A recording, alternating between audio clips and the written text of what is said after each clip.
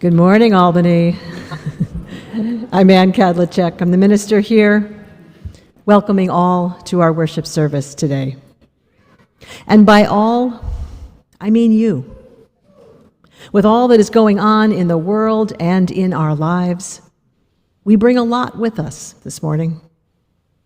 And you are welcome here in this community with these people as you are. Where, in the words of Hope Johnson of blessed memory, we are one, a diverse group of proudly kindred spirits, here not by coincidence, but because we choose to journey together. We care deeply. We live our love as best we can.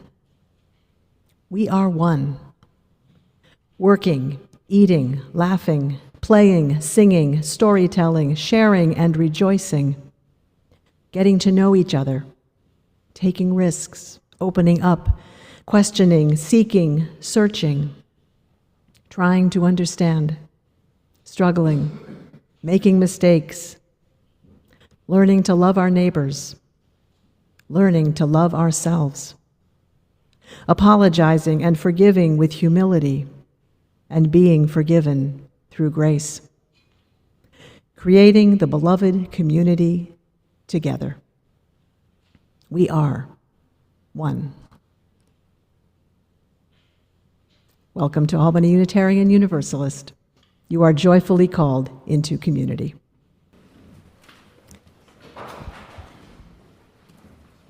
Each week when we gather, we light a chalice, symbol of Unitarian Universalism.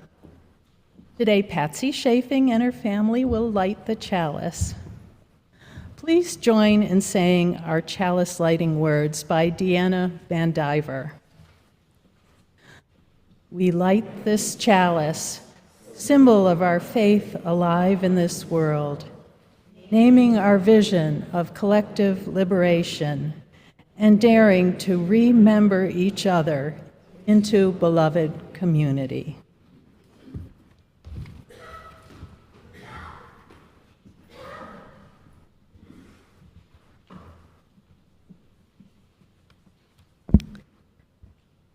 Our story this morning is The Bell of Justice, an old folk tale from Italy, Burma, and Russia. This is adapted from a version by Faye Mogensen, who adapted a poem by Henry Wadsworth Longfellow. The pictures for our story are by Margaret Power. Once, there was a good and wise king who wanted his kingdom to be famous for justice. So he built a great bell tower in the center of town, and in it he hung a beautiful brass bell with a long rope that reached almost to the ground. It was the bell of justice. Anyone who felt they had been treated unfairly was invited to ring the bell. When it rang, the judges would come together to hear the case. At first, the bell rang loudly and often. When a neighbor was greedy, or a thief came visiting, or a dispute could not be settled, the judges heard every case, and justice was served. The kingdom grew famous as a land of fairness. But over time, people stopped using the bell, and they forgot about it as it ceased to ring and the cord grew worn and thin. Finally, little was left of the cord but tatters. It might have disappeared completely, except that a vine attached itself to what remained of the cord and began to grow. Now, an old soldier lived up high on a hill above the town in a grand estate. When he was young, he had traveled out into the world to offer his services far and wide. He and his horse were skilled at battle. Together they earned the soldier fame and fortune. But now he paid no attention to the affairs of the world. He was only interested in that fortune. And he, too, had forgotten the bell tower and its cord. He had also forgotten his faithful horse. She had carried him into many battles and saved his life more than once. But now she was old and lame, and he just turned her loose to find her own food as best she could. It didn't take long before the horse had devoured all the grass on the hillside. She wandered further afield but found little to eat. She stumbled a bit, her bones ached, and her stomach growled. One day, when she was close to town, her nose twitched. She smelled something green and fresh. She followed the scent into the town square, where it turned out to be the vine that now grew from the bell of justice. The horse began to gnaw on the vine, and with every bite she took, the bell rang. She was so hungry that the bell of justice rang out over and over and over. And soon the square was full of villagers watching a horse ring the bell of justice. They were shocked at how the soldier had treated his faithful horse. How could he have done this? When the soldier heard his summons, he laughed. What foolishness was this? How could the village be calling him a hero to account in this way, over a horse? But when he arrived in the square, he found it full of outraged people, and the judges sentenced him to pay a fine and to provide proper care and food for his old horse. From that day on, she had a green pasture on which to graze, a warm stall, and villagers who cared for her. The king had the bell cord restored. It reminded everyone that no one is above the bell of justice, and no one is beneath being served by that bell.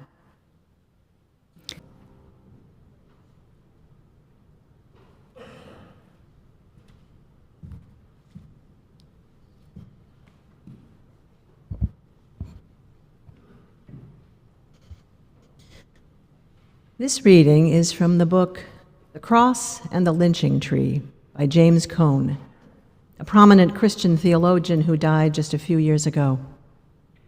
He's best known for articulating a Black liberation theology starting back in the late 60s.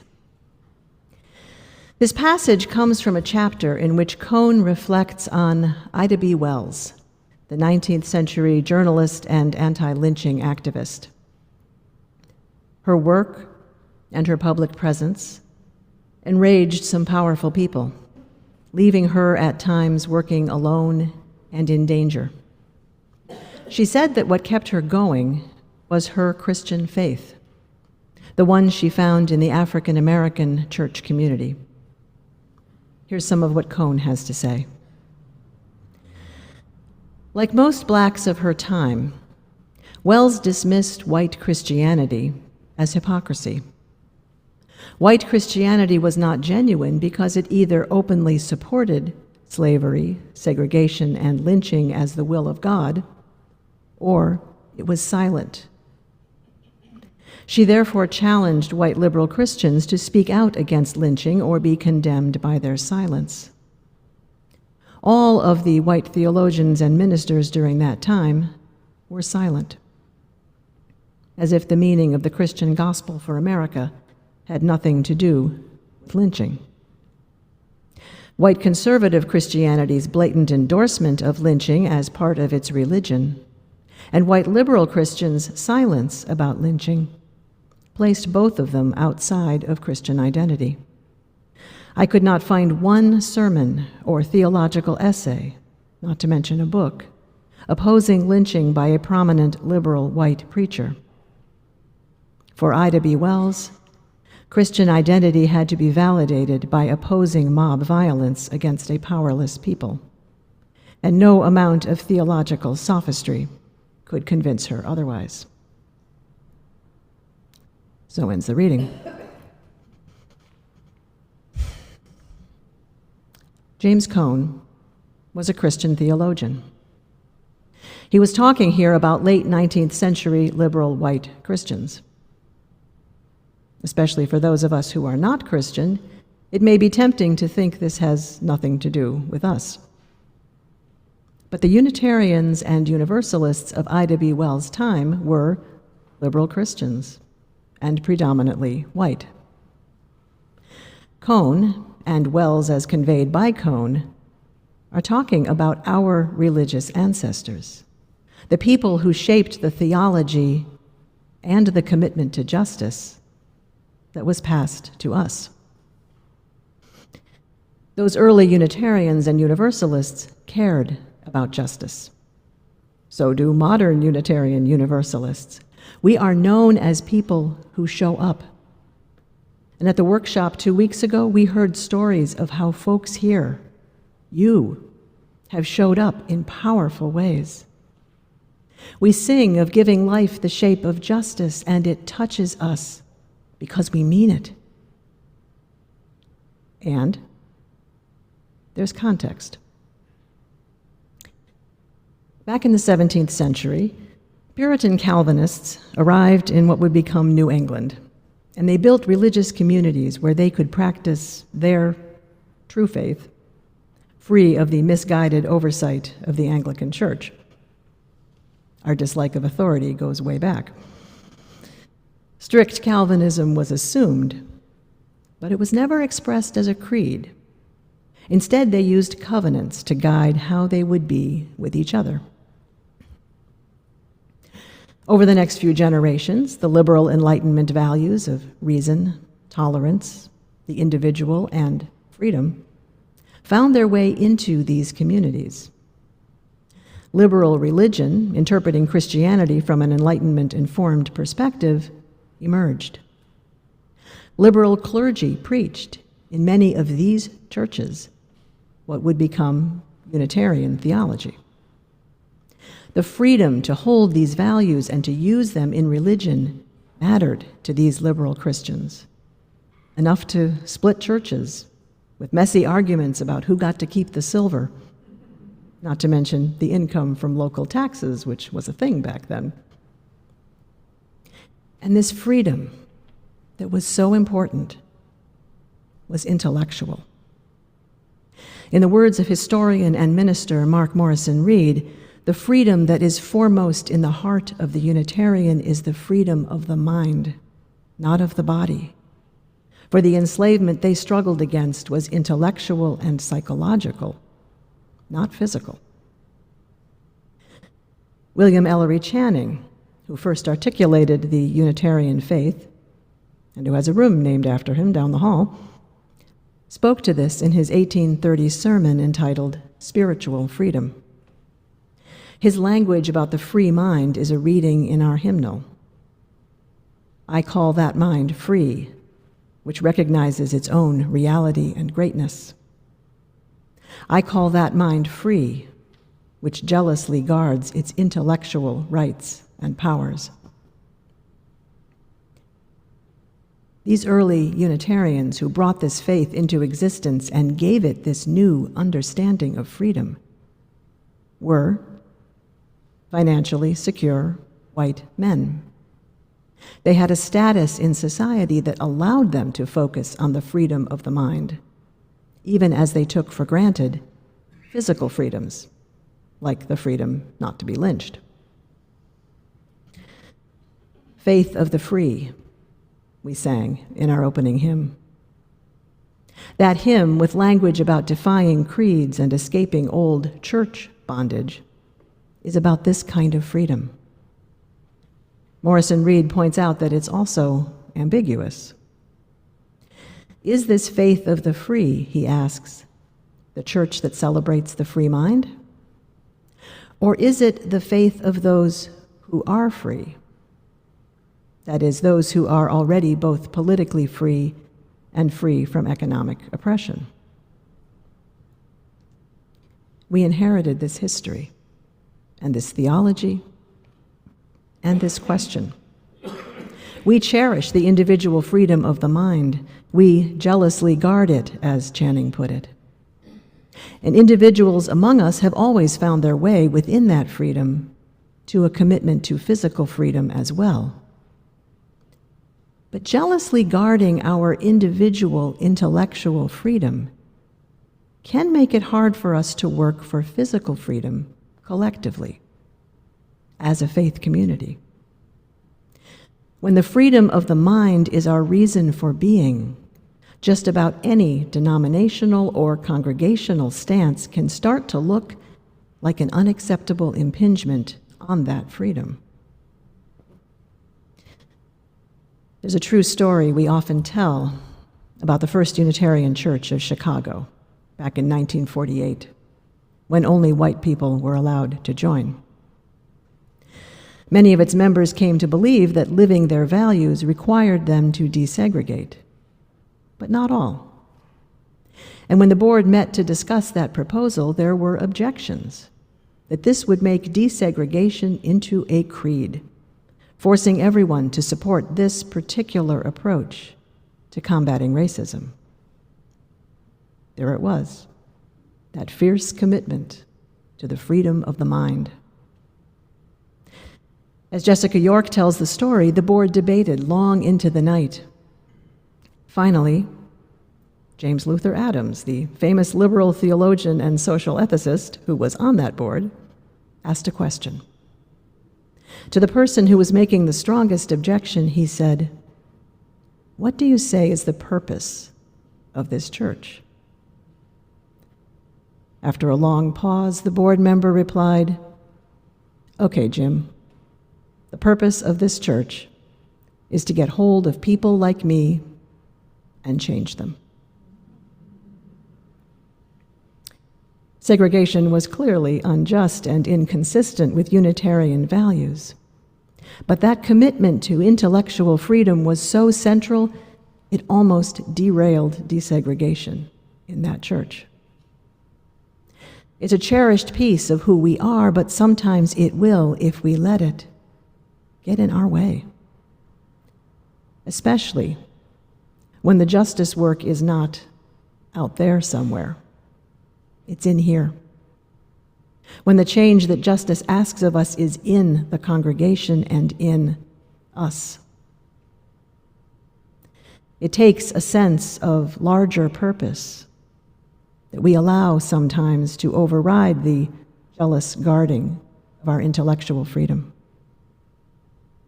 But what is that larger purpose? For some inspiration, we might turn to another Christian theology, liberation theology. Liberation and liberal are similar words with a common root, but the two theologies are quite different. Liberation theology emerged much later, in the 1960s, initially in Latin America by Catholic priests, most prominently Gustavo Gutierrez. The freedom at issue here was the massive wealth inequality between the indigenous poor and the colonial powers who oppressed them. Gutierrez spoke of the preferential option for the poor, the idea that God is on the side of the poor and the rights of the poor must be at the center of religion. In liberation theology, religion starts with and is inseparable from the liberation of a particular oppressed people. First, we choose whose side we're on, then we do our theology. For Gutierrez, a process of noticing this particular oppression and then committing and acting revealed a theology that reframed salvation in real-life terms, as, in his words, passing from less human conditions to more human conditions. In his view, we must address this oppression not because our free thinking tells us we should, but because if we don't, there is no religion. And we judge our religion based on how it calls us to bring about more human conditions. Liberation theology explicitly acknowledges something that most religions don't. All theology is political. There is no neutral theology. What looks like a neutral theology is really just aligning with the status quo. Cone and Wells and the liberationists would tell us that when the status quo is oppressive and unequal, a religion that does not expressly align itself with the oppressed is itself oppressive. A bell of justice that does not ring for a starving horse would be no bell of justice at all. After Gutierrez, other liberation theologies soon followed. In the United States, there was James Cone, the founding theologian for Black liberation theology. There is also queer, indigenous, and womanist liberation theology, and more. But they all work the same way. You start with an oppression. You interpret your texts and traditions in ways that call you to do something about it. You commit, you act, you reflect, you act some more, and your religion is the framework that holds it all.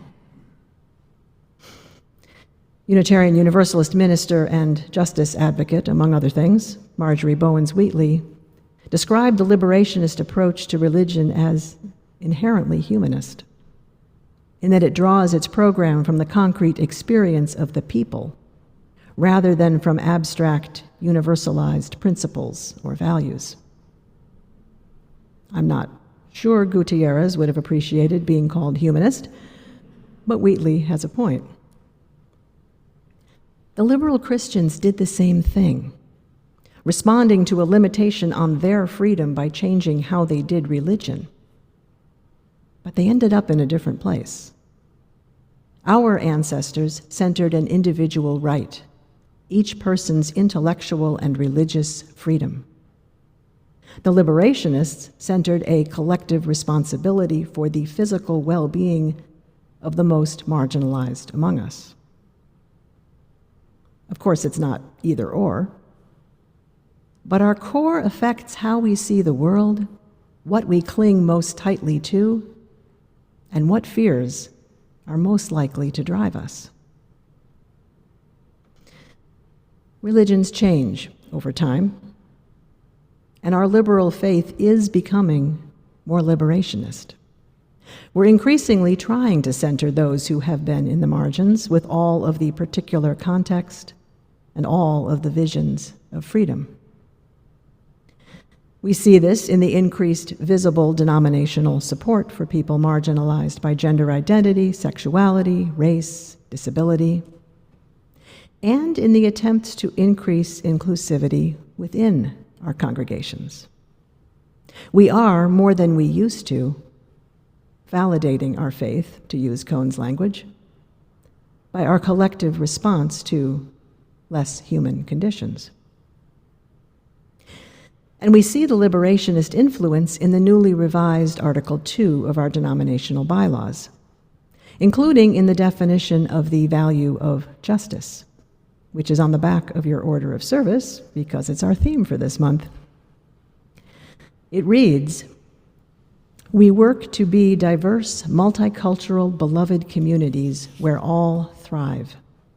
We covenant to dismantle racism and all forms of systemic oppression. We support the use of inclusive democratic processes to make decisions within our congregations, our association, and society at large." The language about the democratic process has been around for a while. That piece is rooted solidly in our liberal heritage. But the rest sounds kind of liberationist. It asks us to do something about systemic oppression and to be diverse, multicultural, beloved communities. To change ourselves in the direction of a commonly held vision of more human conditions. To really be one. Like any institutional change that touches our identity, this expansion can be unsettling. And as we saw with desegregation in Chicago, not everyone is on board. But I've come to trust that our evolving theology is big enough to hold both the individual freedom of the mind and a collective centering of the physical freedom of all, even when those two are in tension. So what does justice mean for us today?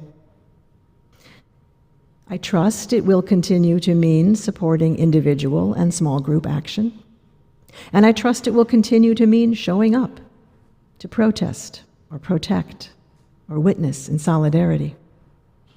This congregation has a proud tradition of being home to people who show up through advocacy and civil disobedience.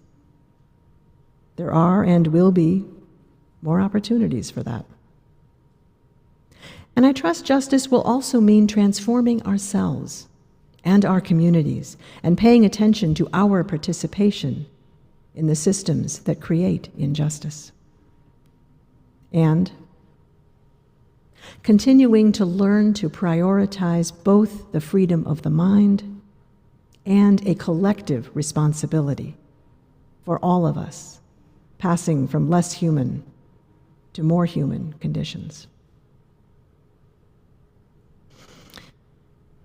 On this day, 2 weeks before an election that has most of us kind of stressed, I just spent 16 minutes preaching a somewhat academic sermon that pokes at our identity in perhaps uncomfortable ways. Why would I do that? The first reason is because whatever happens with this election, there is a lot of physical unfreedom. And when we find ways to center those concerns, we have much to offer. Especially a congregation like this one with a history of embracing legislative advocacy. We talked about this at the Startup Workshop 2 weeks ago. You've done good work in the past. You're needed now. The second reason is because I'm a transitional minister, and poking at things is kind of my job. But the main reason is because one of the most powerful things this congregation has to offer you in this challenging time that won't end on November 5th is the solace of collective action for physical freedom. Action that connects us to one another and what matters, and that creates and sustains hope. This is how we endure. Some of that action might involve taking a position together that maybe we don't all agree with. And some of that action is the really hard stuff that's not out there. It's in here. It's the work of ever more becoming the kind of welcoming, inclusive, multicultural community that the world and we desperately need. Jealously guarding our individual intellectual freedom is not by itself going to help us endure or keep us relevant or comfort you in the days to come. Intellectual freedom will always matter to Unitarian Universalists, but there may be a larger purpose in the ways this faith calls us to act together in response to less human conditions. My invitation is to notice when that commitment to our personal intellectual freedom arises, and then perhaps ask, is it getting in the way of our banding together in support of someone's physical freedom? Is it getting in the way of our becoming ever more a multicultural, beloved community? And if so, what, if anything, do we want to do about that? Justice can be big enough to hold it all. And we, today's keepers of a faith that can change people and the world, can keep working to serve that bigger justice. Together, we can be one. May it be so. Amen.